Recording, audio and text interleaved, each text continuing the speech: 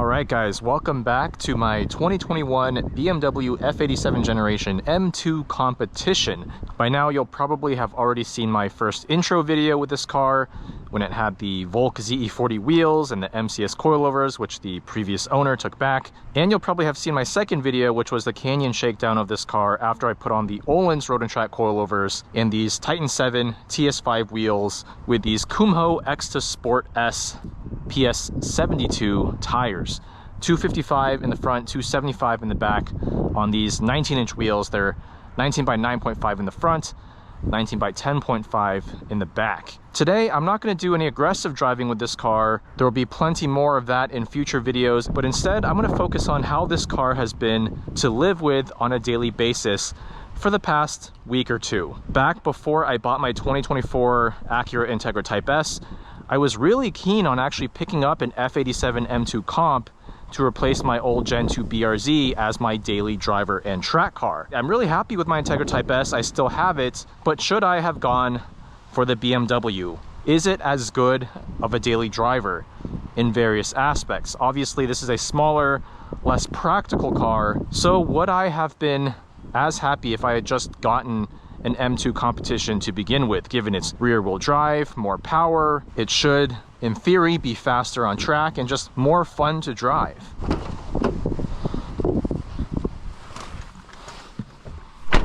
So at least in terms of interior design and comfort and build quality, this is still a German luxury car. I mean, even though it's the Baby 2 Series, it's got some nice appointments here. I really like this textured material along the dash. I do really enjoy the fact that this still has physical controls for basically everything.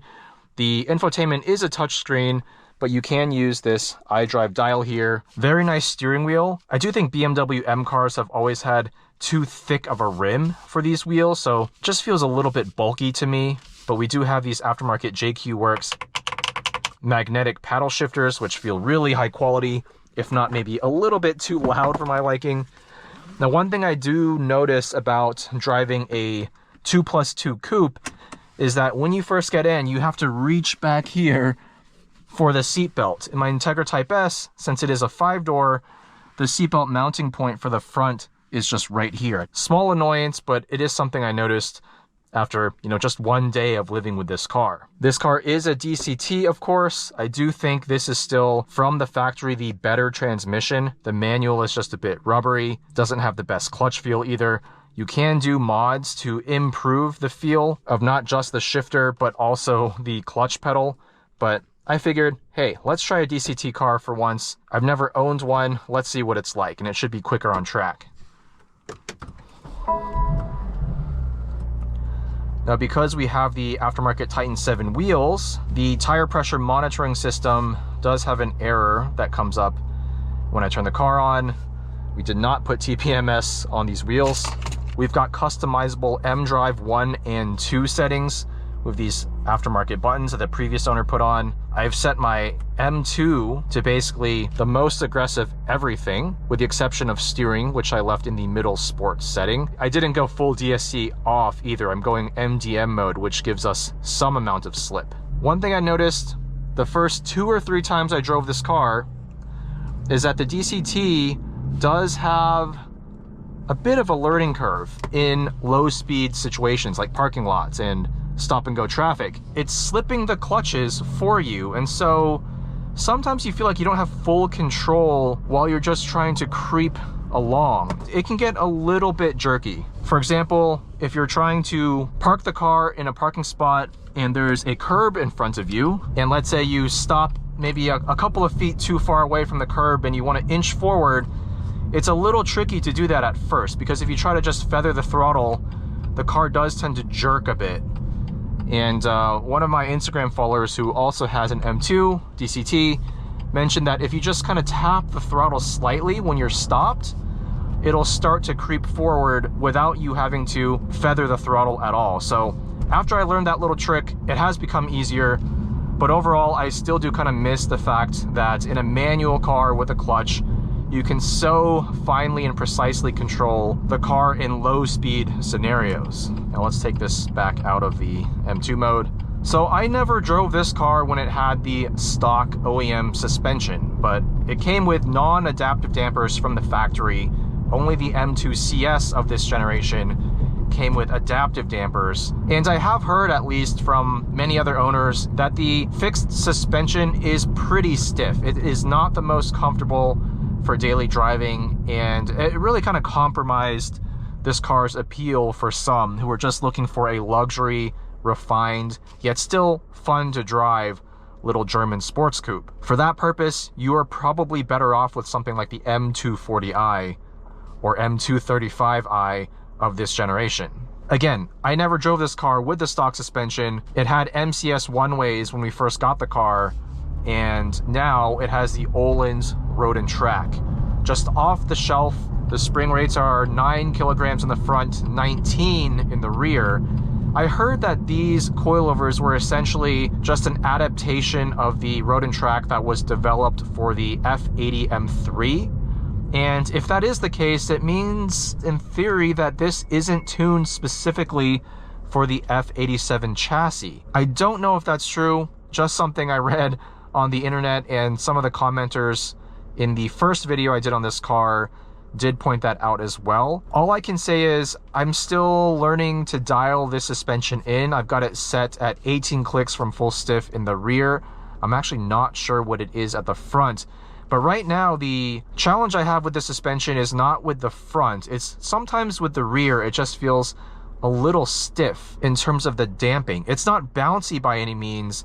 Ultimately, we're still talking about pretty high quality Öhlins dual flow valve dampers. I just feel like it's a little bit over damped, at least on bumpy roads, which I'm about to take this car on just so you can see from the driver's point of view kind of what that looks like. Now, another thing I've noticed about daily driving this car, and you'll see more when I get up to freeway speeds, is that it's quite loud. This has completely stock exhaust right now, so I'm not talking about the engine sound, which is actually quite quiet. This twin turbo S55 3-liter straight 6 doesn't make much sound at low RPM, and even at high RPM, I wish it made more induction note, but again, turbocharged engine, it's hard to make these sound great. But what I'm talking about in terms of noise is just road noise. We're dealing with a bit of traffic here, so it's hard to demonstrate that on camera. But once we get onto the freeway, you should be able to see exactly what I'm talking about. These Kumho Sport S PS72 tires, by the way, are a 260 tread wear summer compound. These are not an aggressive 200 tread wear R-Comp track tire, although these probably will perform reasonably well on track. I would expect them to be a decent Michelin PS4S or Continental Extreme Contact Sport competitor in terms of outright grip, but these shouldn't be particularly loud on the street. By the way, a shout out to Tires Easy for providing these brand new Sport S PS72s for review. Promo code down in the video description. They offer a wide range of tires and sizes and free shipping. Just typical Sunday late afternoon traffic in the Bay Area. And you know, at low speed, just driving around, this car is pretty refined. It has 31,000 miles on it. One thing I've been pointing out in basically every modern BMW review I've done recently is the fact that these interiors, while they look and feel very well built, having squeaks and rattles, and this one is no exception. Not bad by any means, but I would expect that a 5-year-old car with, you know, less than 32,000 miles wouldn't really have that issue. It's a minor annoyance, but I'm pretty sensitive to sound, I would say, and it's just something I wouldn't expect from this class of car. But other than that, I mean, compared to my Integra Type S, I do think this interior feels of a slightly higher grade. Just some of the leathers feel softer. The materials on the dash are very nice. I love all the different textures. I think my Integra, on the other hand, has a very classically well-designed interior. It looks great, and a lot of the major touch points feel great. The perforated leather steering wheel, the shift knob, even the climate control knobs. But some of the areas that you don't touch don't feel as great. Cheaper grades of plastic. Even BMW's entry-level M car from 5 years ago does definitely feel just a bit higher quality, minus the squeaks and rattles. Wow, this traffic is brutal. Where is everyone going? 4:22 p.m. on a Sunday. I chose the wrong time to be filming a 405 horsepower BMW. Now this engine, as far as daily driving goes, it is a bit low on low-end torque, and that's because of the turbo lag. This actually makes a peak torque figure of 406 pound-feet, which is a lot, but unless you're in the right gear, it can be a little bit sluggish at times. See, right now, 7th gear, yeah, it's slow, but that's why you just drop it down into 3rd.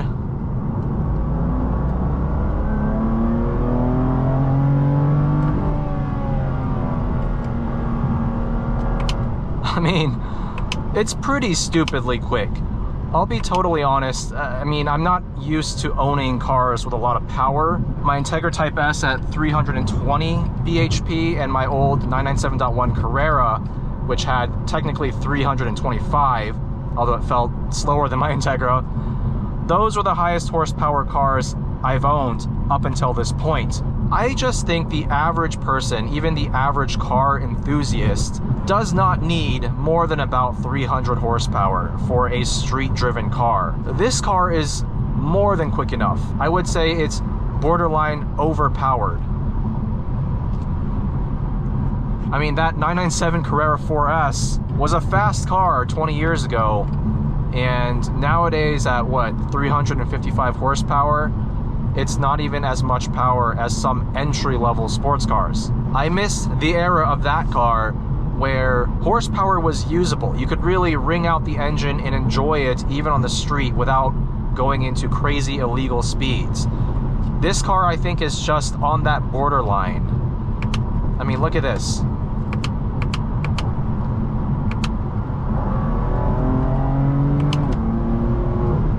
I mean, you floor it for like 3 seconds and you're speeding.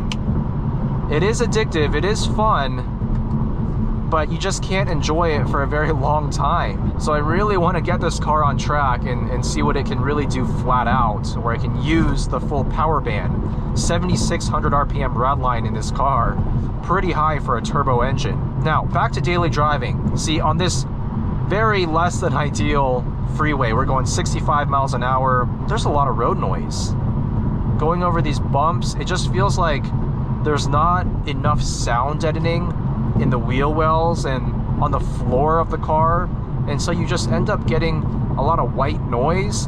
And when you go over the bumps, you kind of get this kind of hollow clunk or thunk. Now, part of that could be due to these Öhlins Radi-CAL coilovers, and we have the Millway street camber plates up front, which are not going to be as compliant as the OEM top hats with the rubber bushings, but again, these are the street Millway camber plates, not the full spherical track camber plates. It's not bad by any means, but I don't think it's an improvement over my Integra Type S. I also have Öhlins Radi-CAL on my Integra, and that one actually has higher spring rates than the Öhlins recommended spring rates for the street, because I do track that car, and I would say that car is actually maybe slightly more comfortable than this on the street. That car also has a lot of road noise and tire noise. I would say the amount of tire noise between these two cars is actually pretty close to my ear. But one thing I do definitely miss about my Integra in terms of daily driving is the driver aids. Being able to use lane keep assist or the lane centering on the freeway and the adaptive cruise. Honestly, I feel kind of spoiled now by having those features, but it's just so nice. It just reduces the overall fatigue when you're just trying to get from point A to point B.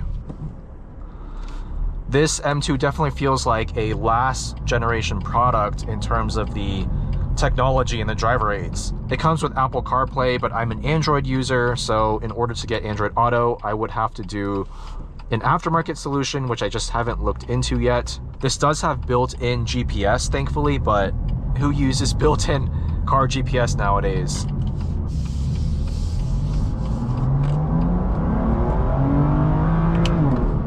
Oh my goodness.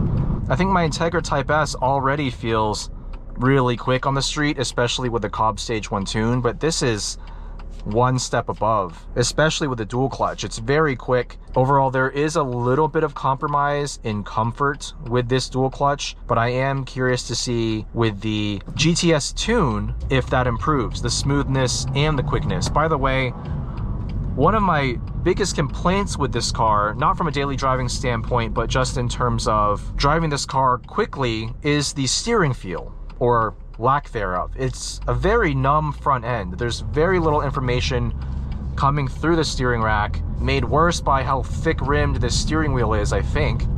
And even in Comfort, Sport, or Sport Plus, you can adjust the weight, but you don't get any more feedback.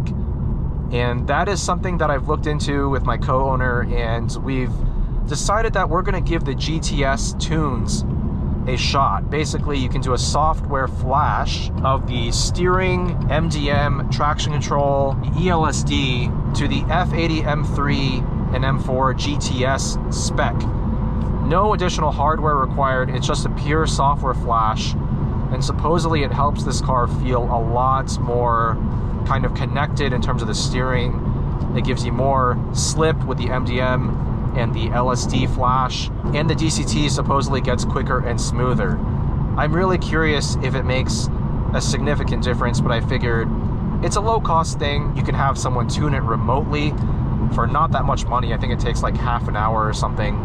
So we're going to give that a shot, and hopefully that makes this car more enjoyable to drive quickly. Other things to note about daily driving this car: the seats are very comfortable. I do prefer these seats to my Integra Type S seats. More bolstering, although still not a whole lot, but they're highly adjustable. The seating position with the seat as low as it'll go, I think, is almost perfect. I wish I could still go like another inch lower maybe, but not bad. I think overall I feel very comfortable in this car, and I have good visibility out the front, the sides, and the rear. I do wish it had a head-up display.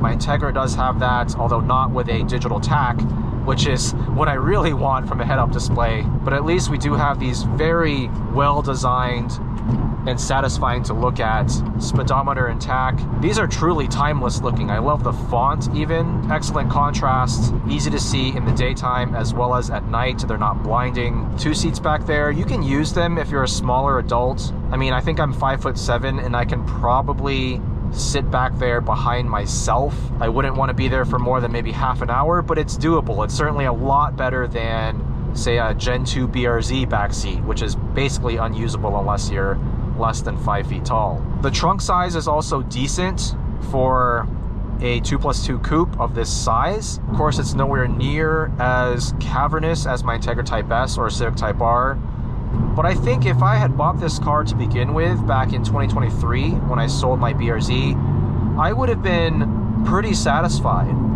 This has the driving dynamics for the most part that I want, the front engine rear wheel drive dynamics with a diff. One could argue that the F80 M3 with its longer wheelbase is just more predictable at the limit.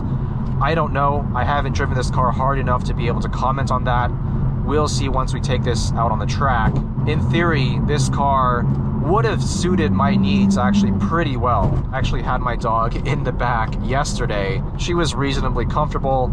It wasn't that much of a pain getting her in and out. For the average car enthusiast who doesn't have a family, I actually think this car is pretty good at being an all-around one-car solution. People daily drove BMW E46 M3s back in the day. This car kind of carries forward that ethos, but with much more comfort and tech and whatnot. One complaint I do have though, small fuel tank. I think it's less than 14 gallons.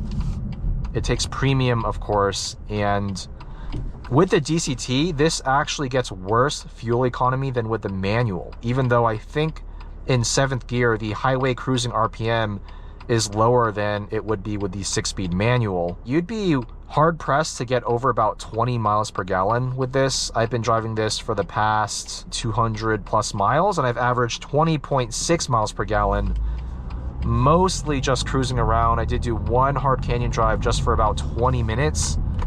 That's not very good. My Integra Type S definitely gets 3 or 4 mpgs higher. It's lighter, has a 4-cylinder engine, less power, makes sense. But 13 point whatever gallons is just not much. I think you'd probably need to fill up every, realistically, 250 miles or so. More to come with the F87 M2 Comp. That was just my first impressions of this car as a daily driver. It does the daily driving thing just fine. It's not ideal. My Integra Type S is the significantly better daily, but that car isn't rear-wheel drive. It doesn't have 405 horsepower. It's a different type of vehicle that can serve a very similar purpose, but there's pros and cons to each. The real question will come down to how this car performs once I get it out on the racetrack, because that's where the front engine, rear wheel drive, extra power, etc., that's where all of this should help give this car an edge over something like the Type S and Type R and other cars in this price range, around $50,000. You can find decent examples for around $45,000. That's right in Civic Type R, Integra Type S territory. So with everything that you give up in terms of practicality and daily drivability, do you actually gain a lot in terms of fun factor and performance? We'll find out soon enough once we take this out on the track. But stay tuned for more M2 competition ownership videos, comparing this car against other cars in its class or even outside of its class, and hopefully some track videos very soon. Thank you guys for watching. Again, a big shout out to Öhlins, to Tires Easy and Kumho, and to Titan 7. I'll see you guys in the next one.